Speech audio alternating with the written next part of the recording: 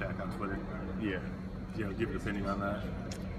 Yeah, Javale he works extremely hard. He's coming here and done so much for us as a player. He only wants to be respected just like anybody else. And I understand that Shaq works for a company that wants him to do that type of stuff and make fun of players. It's cool and funny, but when you just keep doing it time and time and time again for no reason, and then a guy actually disagrees with you when you threaten them. I ain't no cops can threaten civilians like that. So, it's definitely childish, but that's what they want from these stars and these retired players, is to feud with the guys that's playing now and make arguments and disagreements. But if I was Javale, I would feel the same way. It's childish. Steve said it was, it had the potential to kind of mess up his money a little bit. It has.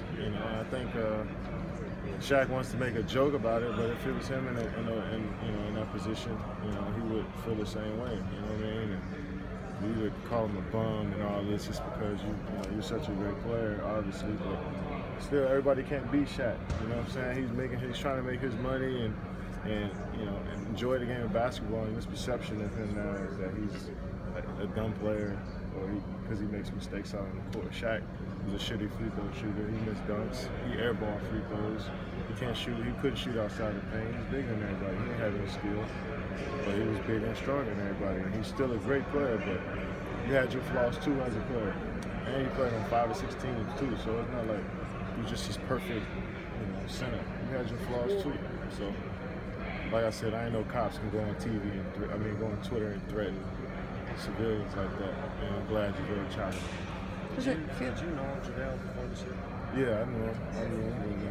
Because I think a lot of people who didn't know him here, I think would say that when they get a chance to meet him, the perception of him is different. A lot of that comes from stuff that highlights on TV and stuff. Yeah, because you don't see when he dunks on somebody or he blocks a shot in the stand.